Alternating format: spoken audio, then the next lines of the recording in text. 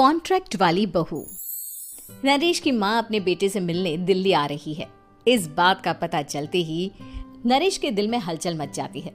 नरेश अपनी माँ के स्वागत की तैयारी में लग जाता है।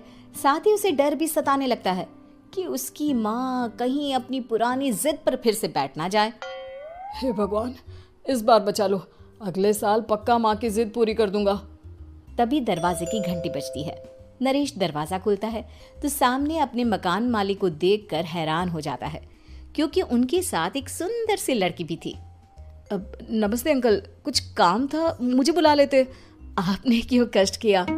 अरे नहीं नहीं, इसमें कष्ट कैसा, मैं तो बस तुम्हें रीना से मिलवाने आया था। आज से रीना तुम्हारे साथ इसी फ्लैट में रहेगी। अंकल, कोई लड़का फ्लैटमेट नहीं है? एक अनजान लड़की के साथ रहना मेरे लिए थोड़ा अजीब होगा। देखो नरेश, मैं तुम्हें पहले भी बता चुका हूँ कि इस फ्लैट में तुम्हें किसी ना किसी के साथ एडजस्ट करना ही होगा, या फिर तुम अकेले पूरे फ्लैट का किराया दे दो, मैं किसी को नहीं रखूंगा।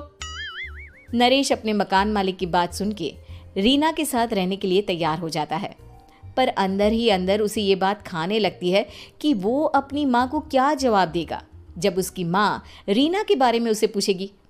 दिन बीतने लगते हैं। नरेश और रीना अच्छे दोस्त भी बन जाते हैं, पर अभी भी नरेश अपनी प्रॉब्लम का सॉल्यूशन नहीं ढूंढ पाता।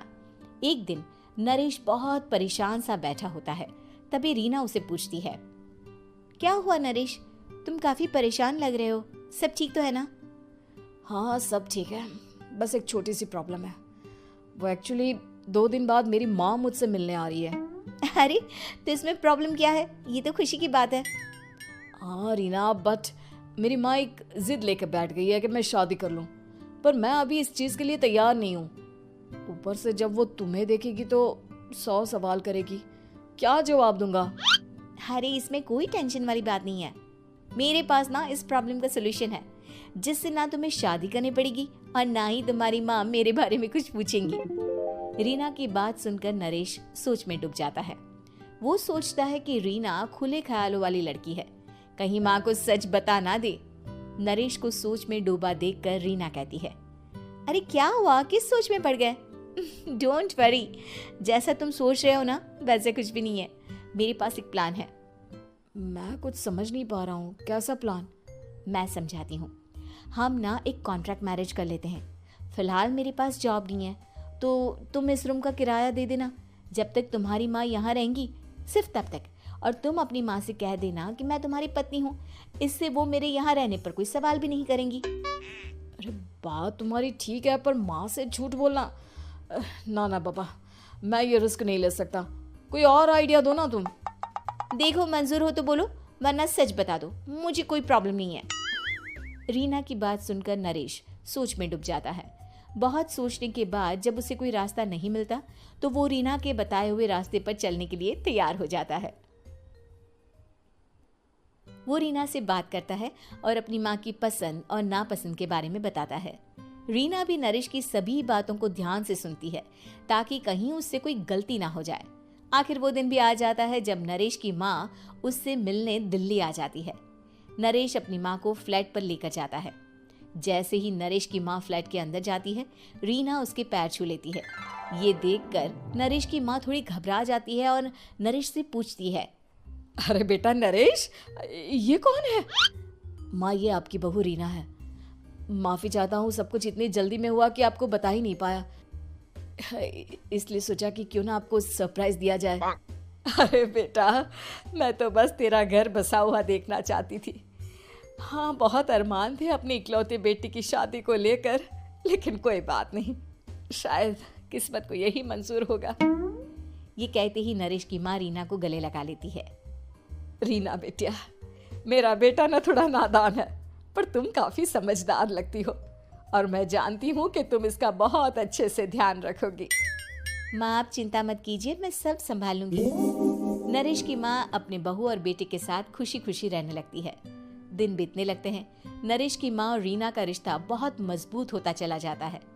वो दोनों सारा दिन एक साथ रहती और खूब बातें करती। इधर साथ रहते रहते नरेश और रीना भी एक दूसरे से प्यार करने लगते हैं। दोनों को इस बात का एहसास हो जाता है, फिर भी वो इस बात को छुपा कर ही रखते हैं। एक दिन नरेश की माँ और रीना शादी के बारे में बात करने लगते हैं। रीना बिटिया, ये तो नरेश ने मुझे बिना बताए शादी कर ली, वरना मैं तो अपनी इकलौती बेटी की शादी इतनी धूमधाम से करती कि सारी दुनिया देखती रह जाती। अच्छा माँ, आप ऐसा भी क्या करती नरेश और मेरी शादी में जो दुनिया देखती रह जाती? अरे बिटिया, एक माँ के अरमान तुम अभी नहीं समझोगी। मैं तो अपनी बहू को एक रानी की तरह लेकर आती और शादी भी बिल्कुल शाही अंदाज में करती, पर मेरे तो सारे अरमान ऐसे ही रह गए। खैर, मुझे तो अपने बेटे और बहू की खुशी चाहिए बस। ये कहते हुए नरेश की माँ की आंखों में आंसू आ जाते हैं। रीना भी ये सुनकर ख्यालों में खो जाती है, क्योंकि वो भी मन ही मन खुद को नरेश की पत्नी और उसकी माँ की बहू मानने लगी थी। शाम को जब नरेश ऑफिस से घर आता है तो रीना खुद को रोक नहीं पाती और नरेश के सामने उसकी माँ को अपने और नरेश के रिश्ते का सारा सच बता देती है। रीना की बात सुनकर नरेश की माँ दोनों से बहुत नाराज हो जाती है और घर वापस जाने की बात करने लगती है। तुम दोनों ने मुझसे सच छुपाकर बहुत ठेस पहुंचाई है मुझे। अब तुम लोगों के साथ नहीं रहना चाहती मैं, कल ही वापस चली जाऊंगी अपने घर। माँ, मुझे माफ कर दो, ये सब मैंने रीना के कहने पर ही किया है, वरना मैं भी आपको कभी ठेस पहुंचाने के बारे में सोच भी नहीं सकता।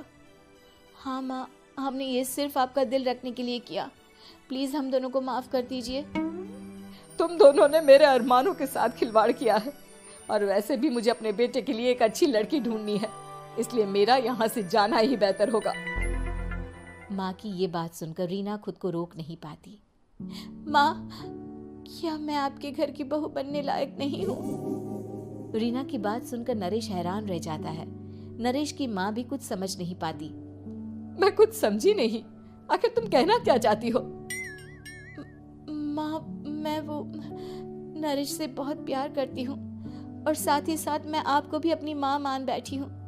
आज जब आपकी बातें सुनी तो खुद को रोक नहीं पाई, इसलिए सारा सच आपको बता दिया। रीना की बात सुनकर नरेश की माँ की आंखों में आंसू आ जाते हैं और वो अपने बेटे नरेश और रीना को गले लगा लेती है। मेरे घर की बहू तो सिर्फ रीना बिटिया ही बनेगी। मैं आज ही तुम दोनों की शादी की तारीख निकलवा दूंगी, बस एक बार तुम्हारे घर वाले मान जाए। उसी दिन रीना के माता पिता भी उनके फ्लैट पर आ जाते हैं। दोनों परिवार आपस में बैठकर बातें करते हैं और शादी के लिए राजी हो जाते हैं। रीना भी कॉन्ट्रैक्ट फाड़ देती है और कहती है, सही मायने में मैं अब बहू बनूंगी, अब तक तो सिर्फ कॉन्ट्रैक्ट वाली बहू थी।